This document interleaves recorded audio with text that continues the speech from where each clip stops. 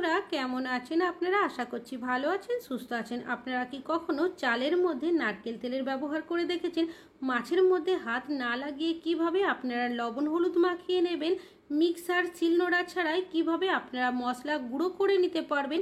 তাছাড়াও আপনাদের কাছে শেয়ার করব রসালো মিষ্টি কিভাবে রাখলে সহজে নষ্ট হবে না, তেমনই কিছু ছোট ছোট ইউজফুল টিপস আমি আপনাদের কাছে শেয়ার করব। চলুন দেখে নেওয়া যাক আজকের প্রথম টিপসটা আমি আপনাদের কাছে কি শেয়ার করি।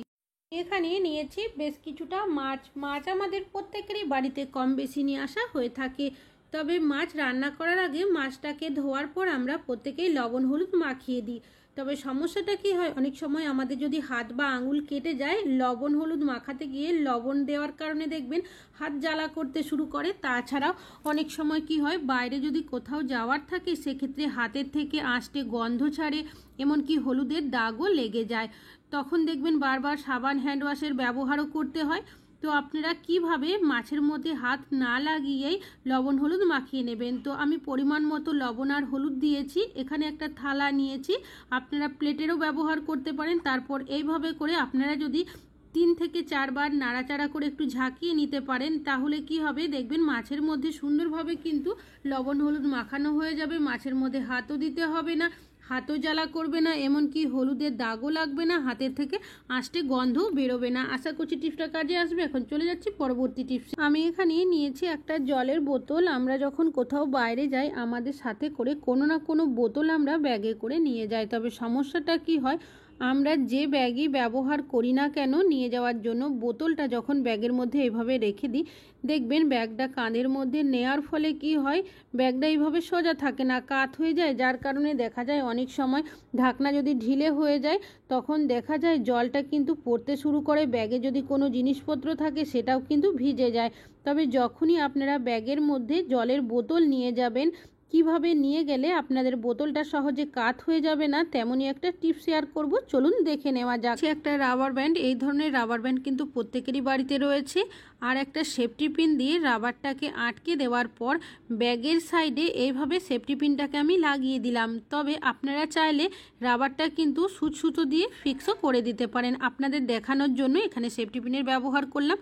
এবার যে বোতলটা আপনারা নিয়ে যাবেন প্রথমে ব্যাগের মধ্যে ঢুকিয়ে নেবেন, তারপর বোতলের মুখের যে জায়গাটা রয়েছে সেটা রাবার ব্যান্ডের মধ্যে এইভাবে আটকে দেবেন। এতে কি হবে, রাবার ব্যান্ডটা দেওয়ার কারণে বোতলটার মধ্যে আটকে থাকবে, যার কারণে ব্যাগটা সহজে এইভাবে কাঁধে নিলেও দেখবেন আপনাদের সাইড হয়ে কাত হয়ে পড়বে না বোতলটা, যার কারণে জলও কিন্তু লিক হয়ে পড়বে না, কোনো জিনিসপত্র ভিজে যাবে না। আশা করছি টিপসটা কাজে আসবে। ভালো লাগলে লাইক করবেন। এখন চলে যাচ্ছি পরবর্তী টিপসে। নিয়েছি রসগোল্লা। আমরা অনেকেই আছি যারা দেখবেন রসালো মিষ্টি খেতে খুবই পছন্দ করি। তবে সমস্যাটা কি হয়, কোনো কারণবশত যদি সব মিষ্টি খাওয়া না হয়, কিছুটা যদি থেকে যায়, আমরা ফ্রিজে প্রত্যেকে তুলে রাখি যাতে মিষ্টিটা খারাপ না হয়। তো সমস্যাটা কি হয়, মিষ্টি ফ্রিজে রাখলেও অনেক সময় দেখা যায় টক হয়ে যায়, তখন খাওয়া যায় না, নষ্ট হয়ে যায়। তো আপনারা কি করবেন, একদম সামান্য পরিমাণে লবণ নিয়ে নেবেন। মিষ্টির যে রসটা রয়েছে তার মধ্যে আমি এইভাবে দিয়ে দিচ্ছি, তবে চাইলে মিষ্টিটা আলাদা করেও লবণটা আপনারা মিশিয়ে নিতে পারেন। তবে যেহেতু ডাইরেক্ট এইভাবে লবণটা দিয়েছি, আমি এইভাবে একটু ভালো করে নাড়িয়ে নিচ্ছি যাতে করে লবণটা রসের মধ্যে ভালো মতো মিশে যায়। তো এইভাবে যদি আপনারা লবণ মিশিয়ে রসালো মিষ্টি রাখতে পারেন, তাহলে দেখবেন যতটা তাড়াতাড়ি মিষ্টিটা টক হয়ে যায়, নষ্ট হয়ে যায়, তো ততটা তাড়াতাড়িও কিন্তু হবে না, আরও বেশ কিছুদিন মিষ্টিটা ভালো থাকবে। আশা করছি টিপসটা কাজে আসবে। ভালো লাগলে লাইক করবেন। এখন চলে যাচ্ছি পরবর্তী টিপস। এখানে নিয়েছি বেশ কিছুটা গোটা জিরে, গোটা সর্ষে আর 5 ফোড়ন। আমরা অনেক রান্নাবান্নাতে দেখবেন ভাজা মশলার ব্যবহার করে থাকি। তবে মশলাটা ভাজার জন্য আমরা অনেকেই কোনো না কোনো পাত্র গ্যাসের মধ্যে বসিয়ে তারপর কিন্তু মশলাগুলো ভেজে নিই। সেক্ষেত্রে কিছুটা হলেও গ্যাসের কিন্তু খরচ হয়। তো আপনারা কি করবেন, যখন রুটি করবেন, রুটি করার পর দেখবেন তাওয়াটা বেশ অনেকক্ষণ গরম থাকে, তো সেই গরম তাওয়াটা কিন্তু আপনারা এখানে ব্যবহার করতে পারেন। তো যে মশলাগুলো নিয়েছিলাম আমি এর মধ্যে দিয়ে দিয়েছি। এবার একটা খুন্তি বা হাতা নিয়ে নেবেন, সেটার সাহায্যে আপনারা যদি কিছু সেকেন্ড নাড়াচাড়া করে নিতে পারেন, তাহলে দেখবেন আপনাদের কিন্তু আলাদা করে গ্যাস খরচ করে মশলাটা ভাজতে হবে না। এইভাবে করেই সুন্দরভাবে কিন্তু আপনারা মশলাটা ভেজে নিতে পারবেন। এবার এই মশলাটা একটা পাত্রের মধ্যে আমি ঢেলে নিয়েছি। অনেকেরই হাতের কাছে দেখবেন মিক্সার শিলনোড়া কোনো কিছুই থাকে না, বিশেষ করে যারা চাকরির সূত্রে বা পড়াশুনোর সূত্রে বাইরে থাকে তাদের কাছে।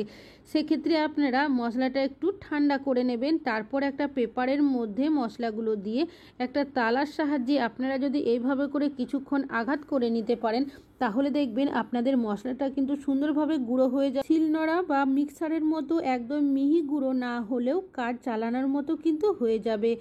তবে আমি এইভাবে গুঁড়ো করছি বলেই যে আপনাদেরও মশলাটা গুঁড়ো করতে হবে তা কিন্তু নয়, যদি প্রয়োজন হয়ে থাকে টিপসটা ফলো করতে পারেন। আশা করছি কাজে লাগবে। এখন চলে যাচ্ছি পরবর্তী। প্রত্যেকটা মহিলারাই কিন্তু কোনো না কোনো ব্রার ব্যবহার করে থাকি, তবে সমস্যাটা কি হয়, ব্রাগুলো দেখা যায় বেশি দিন ব্যবহার করা হয় না, কিন্তু ব্রার যে হুকের জায়গাটা থাকে তার মধ্যে জং বা মরচে পড়ে যাওয়ার কারণে ভেঙে যায়। তখন কিন্তু এই ব্রাগুলো আর কেউই আমরা ব্যবহার করতে পারি না, যেহেতু হুকের জায়গাটা ভেঙে যায়। তবে যখনই আপনারা নতুন ব্রা কিনে নিয়ে আসবেন, একটা কাজ যদি করে রাখতে পারেন, তাহলে দেখবেন এই জায়গাগুলোতে কিন্তু জং বা মরচে পড়বে না। তো এখানে নেল পেন্ট নিয়েছি, চাইলে নেল পলিশেরও ব্যবহার করতে পারেন, যেহেতু ব্রাটা ভেতরে থাকবে কোনোই কিন্তু দেখা যাবে না। তো কিছুটা আমি নেল পেন্ট এইভাবে লাগিয়ে দিয়েছি, শুকিয়ে যাওয়ার পর আপনারা কিন্তু ব্যবহার করতে পারেন। আর এইভাবে যদি ব্রাগুলো ব্যবহার করেন, দেখবেন আপনাদের ব্রাটা ছিঁড়ে গেলে মধ্যে যে হুকটা লাগানো থাকে সেটা কিন্তু কোনোভাবে ভেঙে যাবে না, কেন কি নেল পেন্ট বা নেল পলিশের একটা আস্তরণ হয়ে যাবে, যার কারণে জং বা মরচে পড়বে না। আর এই ব্রাগুলো কিন্তু আপনারা আরও বেশ কিছুদিন ব্যবহার করতে পারবেন। আশা করছি টিপসটা কাজে আসবে। এখন চলে যাচ্ছি পরবর্তী টিপসে। নিয়েছি একটা এলইডি লাইট। আমরা অনেকে এই ধরনের এলইডি লাইটের ব্যবহার করে থাকি, বিশেষ করে কিচেনের মধ্যে যে এলইডি লাইটটা আমরা ব্যবহার করি তার মধ্যে দেখা যায় কিছুদিন ব্যবহার করতে না করতে তেল কাস্টে হয়ে যায়, মশলার দাগ লেগে যায়, কেন কি অনেকেরই কিচেন চিমনি থাকে না। আর এরকম সমস্যা হলে আলোটাও স্পষ্ট বোঝা যায় না, আবঝা লাগে, আর জল দিয়েও পরিষ্কার করতে পারি না। যেহেতু ইলেকট্রিক্যাল জিনিস, সামান্য পরিমাণে নারকেল তেল দিয়ে দেবেন। তারপর আপনারা একটা সুতির কাপড় বা গেঞ্জি কাপড় দিয়ে যদি এইভাবে হালকাভাবে মুছে নিতে পারেন, এই তেলটা দেওয়ার কারণে দেখবেন এতটা সুন্দর এই লাইটগুলো পরিষ্কার হবে, আপনারা নিজেরা ব্যবহার করলেই বুঝতে পারবেন। কোনো রকমের জল ছাড়াই কিন্তু আপনারা এগুলো পরিষ্কার করবেন। যদি জল দিয়ে পরিষ্কার করা হয় লাইটটা কিন্তু খারাপ হয়ে যাবে। তো দেখতেই পাচ্ছেন কতটা সুন্দর পরিষ্কার হয়ে গেছে। আর এইভাবে আপনারা কিন্তু এই লাইটগুলো আরও বেশ কিছুদিন ব্যবহার করতে পারবেন, আলোটাও স্পষ্ট বোঝা যাবে। ভালো লাগলে লাইক করবেন। এখন চলে যাচ্ছি পরবর্তী টিপসে। নিয়েছি বেশ কিছুটা আলু। আলু আমরা প্রত্যেকেই কম বেশি রান্নাতে ব্যবহার করে থাকি, তবে সমস্যাটা কি হয়, বেশি আলু যদি বাড়িতে এনে রাখা হয় আর সেই আলু ব্যবহার করা না হলে দেখা যায় আলুটা কিন্তু আস্তে আস্তে পচে যায়। তাছাড়াও এখন যেহেতু মাঝে মধ্যেই বৃষ্টি হচ্ছে, বাজার থেকে যদি আলু নিয়ে আসা হয় ব্যাগের মধ্যে বৃষ্টির জল লেগে গেলে আলুটা ভেজা ভেজা থেকে যায়, যার কারণে কি হয় আমরা সেটা কিন্তু অনেকে লক্ষ্য করি না। আর আলুটার মধ্যে দেখবেন একটা ভিজে ভাব থাকার কারণে সহজেই পচে যেতে শুরু করে।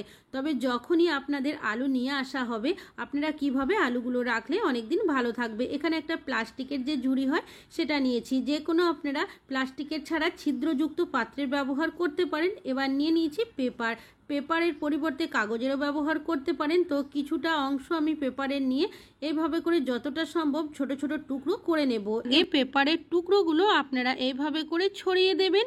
এবার পেপারের ওপরে আপনারা আলুগুলো এইভাবে রাখবেন। এতে কি হবে, দেখবেন আলুর মধ্যে অনেক সময় ভিজে ভাব চলে আসে, আর এই ভিজে ভাবটা পেপার কিন্তু সহজেই অ্যাবজর্ব করে নেবে যদি আপনারা আলুর পাত্রের মধ্যে পেপার দিয়ে রাখতে পারেন। কিছুটা আলু দেওয়ার পর আরও কিছুটা পেপারের অংশ নিয়ে ছোট ছোট টুকরো করে এর ওপরে আমি এইভাবে দিয়ে দিচ্ছি। এবার আরও কিছুটা আলু আমি এর ওপরে দিয়ে দেব।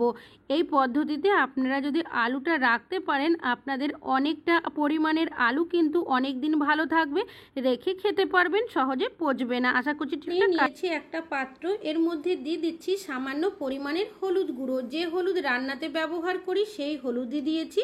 আর নিয়েছি এখানে কর্পূর, যে কর্পূর পুজোর জন্য ব্যবহার করি সেই কর্পূরই হাত দিয়ে যতটা সম্ভব গুঁড়ো করে দিয়ে দিয়েছি। আর নিয়েছি এখানে আমি নারকেল তেল। আপনারা এখানে যে কোনো নারকেল তেলের ব্যবহার করতে পারেন।